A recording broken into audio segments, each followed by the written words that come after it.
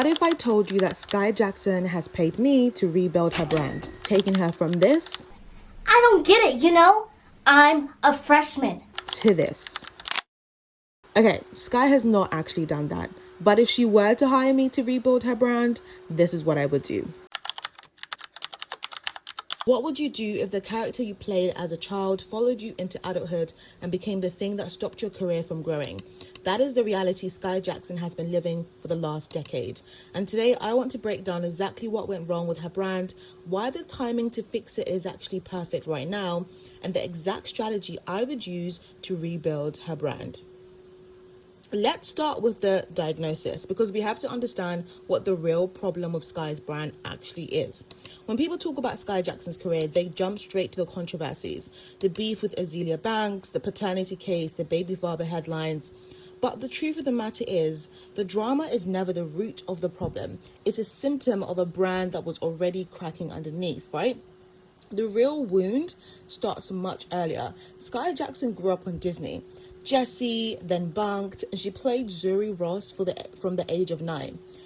Disney trains actors in a very specific way. It is punchline heavy, laugh track energy, and everything calibrated for kids' comedy. There is no emotional gravity.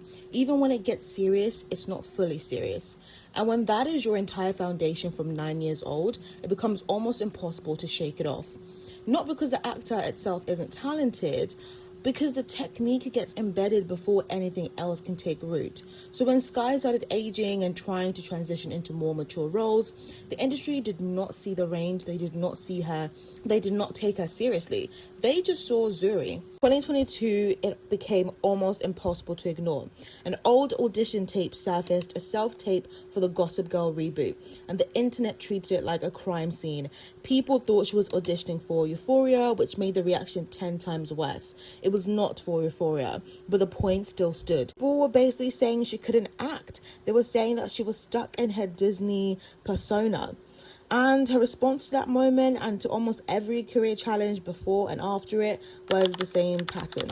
I am booked and busy. I am booked and busy. But the branding problem with that, well, overclaiming without delivery actually threatens trust faster than silence. Every time she said it, the audience was watching and nothing actually materialized. And when it did, it wasn't what people would have expected. So that phrase of "I'm booked and busy" became its own punchline, and people basically used it to make fun of her. I actually think Skai has so much potential, and the perfect time to rebrand is now. And the first reason is quiet on set. The documentary that aired in 2024 cracked open a conversation about what it actually means to grow up inside the Disney and Nickelodeon machine. The exploitation, the power dynamics, the way these studios shaped children into products, then discarded them when they were no longer convenient. The conversation made the public empathetic to child stars in a way they had not been before. And Skai has never properly told her version of that story. The reason is the Hannah Montana anniversary. We are in a cultural moment where the Disney generation is growing up and looking back. They want to revisit the stories they grew up with, but through an adult lens. Skai was part of that era. She has insider access to a conversation millions of people are actively seeking. Let's rebrand her. The first move is a book. Not this celebrity memoir that's light and funny and cutesy. A serious, unflinching account of what it actually felt like to be Skai Jackson, growing up on Disney, the typecast trap, being publicly vilified and judged, specifically by her own community for becoming a baby mom and her relationship choices. Because that is the piece that adds real depth to the story. It wasn't just strangers on the internet, it was also Black Twitter. That tension between representation and rejection from your own community is a conversation that has not been had honestly yet. And Skai is uniquely positioned to have that. She has the receipts, she's lived it publicly, and if she tells the story with honesty rather than performance and defensiveness, the book becomes a foundation that everything else for her brand is built on.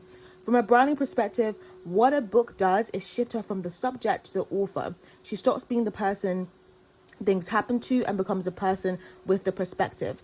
That is repositioning. Publishers will take this seriously. The cultural conversation around quiet on set has already done the groundwork. She could have, for example, quotes and interviews from other people who perhaps have gone through other things that she didn't go through. Step 2, is the move that changes her industry positioning permanently. She needs to transition from actress to executive producer. And I want to be clear, this is not to pivot away from acting completely, but it's a power move that makes her acting more credible, not less. Think about the Issa Rae model. Issa Rae could not get Hollywood to cast her the way she wanted to be casted, so she built Insecure from the ground up, wrote it herself, produced it herself, and created the exact role she knew that she could play. The result, an Emmy nomination, a production company, and a brand that Hollywood now comes to. She did not wait for permission. She manufactured her own credibility. Skai has the knowledge base and the network to do the same thing. She grew up in these institutions. She understands the system from the inside out in a way that most first-time producers do not. A show, specifically one centered on the experiences of growing up in the entertainment industry, told from a young black woman's perspective, is not just a creative project, but it's a brand statement. It tells the industry, the audience, and every future collaborator exactly who she is now. But the key here is she will not play that young woman. She will actually, for the cast, get Nickelodeon, Disney, and child stars who have been in the same position as her and put them in the show. And for her character, she'll get a real life mum. This is actually positioning her for the advocacy work that will come later on. It can't be big major celebrities on this. It has to be people from the Nickelodeon days, people we haven't heard from a while. But YouTube is where the rebrand actually happens, by the way. Now, what most publicists will not tell you, you do not get a magazine cover to control your narrative anymore. You need a YouTube channel and the discipline to show up on it consistently. Skai already has one. She's so consistent on it. So we are in YouTube's second golden era. Long form is winning, watch time is up, and audiences are actively choosing creators over traditional media because they want access, not just content. So that's where Skai is going to be. It is the behind the scenes document of everything she's building, the book writing process, what it actually tells, what it actually feels like to sit down and write about the hardest parts of your life, the show development, the pitch meetings, the behind the scenes, trying to convince these producers to take her seriously. It's basically vlogging the entire journey. It becomes the place where she establishes her cultural voice. She grew up in this industry. She understands child stardom from the inside. Every time there's a conversation about Disney stars, child actors, and the entertainment machine, she has a perspective that nobody else can offer. Third, and this is the long game, the YouTube documentary she builds about her own rebrand becomes a proof of concept for the streaming deal. She walks into Peacock or Amazon or Netflix, she has evidence that this is in the works, this is working, I've got the right people, and most importantly, I've got the audience. Once the book and the content are in motion and the brand partnership strategy follows naturally. Targeting has to be super precise. No fast fashion, no throwaway collaborations. Every brand she attaches herself to needs to reinforce the same three pillars: motherhood, creative entrepreneurship, and community. Motherhood because she's now a young mother navigating a very specific type of public life, and that resonates with a generation of women doing the same thing. What Skai is not going to do is an apology tour.